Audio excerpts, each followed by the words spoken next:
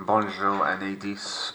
Hello Year 10 and welcome to your next lesson in the series of our lockdown learning.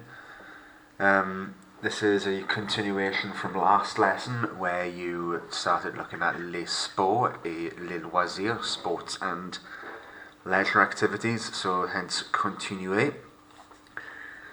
If you haven't completed all of the work from the last lesson, it's recommended that you do so before you attempt this one, as a lot of it is crossover and you will need to know the knowledge from last lesson to be able to complete some of the tasks here. As you can see from the objectives, I'm looking to recap the grammar rule with the use of jouer and faire, and then exam-style strategies with a series of tasks which include studying a famous sports person. Now, you don't need to be a fan of the sport that this person plays or even know who it is. It's all about the French and the language which is included, which is the whole point. So, where you got this PowerPoint and where you got this video from, you should hopefully have downloaded the worksheet that goes with it, because task number 1 is this. It's a little quiz, a memory jogger here. We have a series of sports and activities. Again, to practice our pronunciation, please repeat after me. Du vélo. Du vélo. Au hockey. Silent H. Au hockey. Au kart. Au kart. Notice how these two right here are pronounced exactly the same despite the spelling difference. So au kart. Du judo. Du judo. Soft J. Au badminton. It looks like English, you have to French it up. Or badminton. You sound a little bit silly. You probably feel a bit strange doing it as well, but it's how you become accurate. Or badminton. Du ski. Easy enough. I like this one. Or ping pong. Or ping pong. It actually sounds like you're playing ping pong with your voice. De la gymnastique. De la gymnastique. Au netball. Au basket. Répétez. Au netball. Au basket. De l'athlétisme. De l'athlétisme. That the th sound in English isn't there. Look, de l'athlétisme, silent H. And finally, de l'équitation. The sound here. De l'équitation. Okay, so all I want from you on the first exercise on the worksheet is to tell me, when you discuss these sports or activities, would you use the verb jouer, to play, or would you use the verb faire, to do? Think back to the rule that we learned last lesson and write your answers on, or type your answers rather, on the sheet. Or if you're doing this in your book, feel free to do it in your book, that's okay, completely up to you. Pause the video now because I'm going to change over the slide, but you'll see the answers and you can mark them in your own time. Here we go. Okay, so your answers are on the other side. You can feel free to mark those as you go along. On to the main part of today then, which is a piece of work, numerous activities linked to the tennis player Justine Henin. No, she's actually married now, so she's Justine Henin Arden, but no bother. First thing we need to do is to read everything that the fact file here tells us. We've got nom, nationalité, résidence, date de naissance, etc. And by looking at some of this, we can see that we can see everything about her. We can find out all of her details. Travail caritatif, this is charity work. So have a quick read. And we then go into exercise number 1 on the sheet, which is fill in the blanks using the words in the box. We have done plenty of this in school before, and we should know the technique, but let's discuss it. First thing I would do is count the number of marks available. So it's 1, 2, 3, 4, 5, 6, 7, 8, 9, 10, 11, 12, 13, by the looks of it. You then count the number of words that in the word box. If it's the same, brilliant, you'll have none left over. If it's more, obviously one or two of those might not be used. Right, next thing I would do is figure out, do I know what these option words mean? Okay. It's encouraged, if this was an exam situation, for you to write notes. Of course it is. There may be one or two that you're not sure of. What I will say is that Liège is a place in Belgium, as you can see.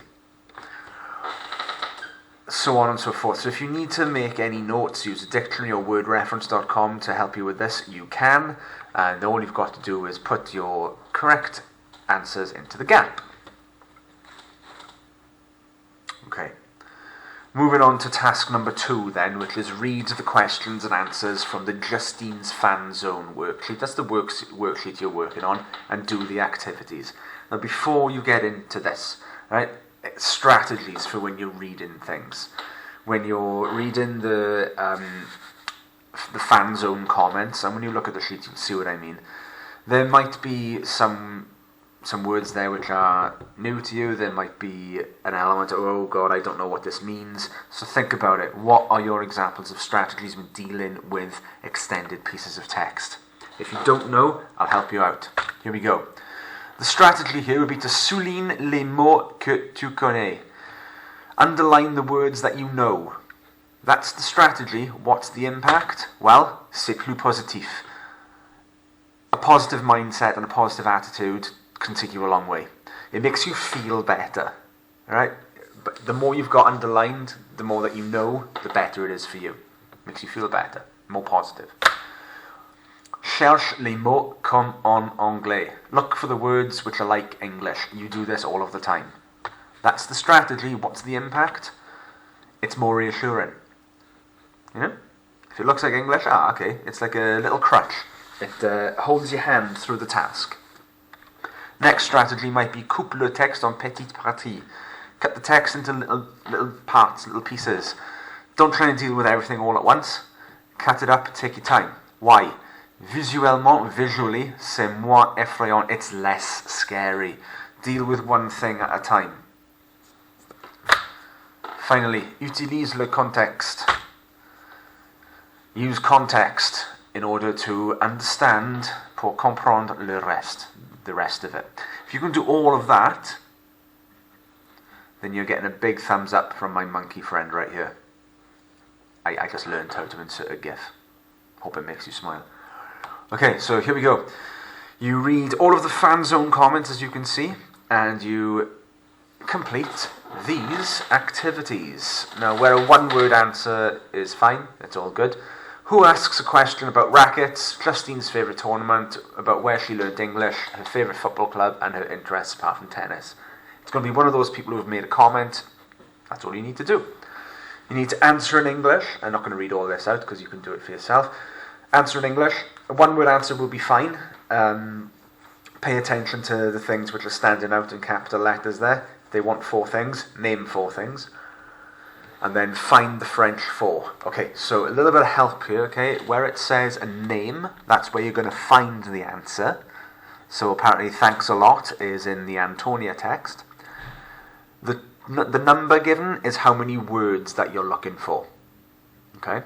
Now a lot of this sort of stuff will be useful for later on in the entertainment and leisure topic when we talk about reading, for example. And there's a few idioms there that you could use, like the knot in your stomach, so on and so forth. Okay. Another activity then to take you through and really build up your vocabulary and make your writing and speaking very interesting and more interactive. This is a simple matching exercise. You match the French to the English. You could just put the letters in here. Okay, it's probably a good idea to get the French and the English together though, thinking of revision purposes. You might not know all of them, excuse me, but it might be worth thinking about our strategies from before. Use context, use cutting the sentence up into little bits if you can, thinking about the words that look like English, so on and so forth. Now all of this work that you've done so far will now help you complete the main part, which is a little bit of writing practice. I've lifted this from a past paper that Mrs. Hillier made a couple of years ago. It asks you to écrire un email de environ 80 à 100 mots à une amie français ou française. So write an email of about 80 to 100 words to a French friend. Include l'information suivante. Include the following information. So you have to include your opinion on sports, what sports you play and when, what sports and activities you'd like to do in the future. Now I've bolded this because I'm looking for use of future tense.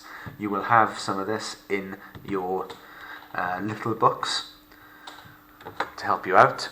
80 to 100 words, that'll get eaten up quite quickly. Now there's only so much you can say about sports, so try and use as many idioms and fancy language as you can. Use anything that you've covered today, anything that you can lift out of the text that you've worked on today and from last lesson. And just before I finish, I'll show you the criteria that I'm going to use when I mark this. So, this is the mark scheme. Now you'll notice that it says foundation, but don't worry too much because this type of question would be common to both tiers. It would be the last question on a foundation paper, but the first one on a higher tier. Exactly the same. Now when we had our training on how to mark pupils' writing, we were told that there are going to be 5 bands, obviously 5 being the best and 0 being, well, you haven't even bothered to do anything. And we were told to look in the middle first of all. Assume that everybody's roughly average and is capable of producing a reasonable response. And then you can either go up or go down based on the criteria here. So you're going to get half of your marks on communication and content. So this is how you sound, is everything relevant, have you covered everything, are you clear, that sort of stuff. You'll get your other half marks, the other 10, for your linguistic knowledge and your accuracy. So if we look, let's aim high, right, and go for the top bands. A good variety of vocabulary and grammar, attempts at complex structures. A very good level of accuracy with mainly minor errors. References to past, present and future events are mainly successful. Style and register are appropriate with minor lapses. This is encouraging because it shows you that you can make errors, and where you're going to make errors, more likely it's going to be in the more complex things like tenses. You can still make those errors and still get very, very high marks. So this is the sort of thing that you're going to be marked against. Remember, it's only 80 to 100 words. Use everything that we've covered today. Save your work on your worksheet. When you're done, upload it to Moodle and I will mark it for you and you'll get feedback. Merci beaucoup et au revoir.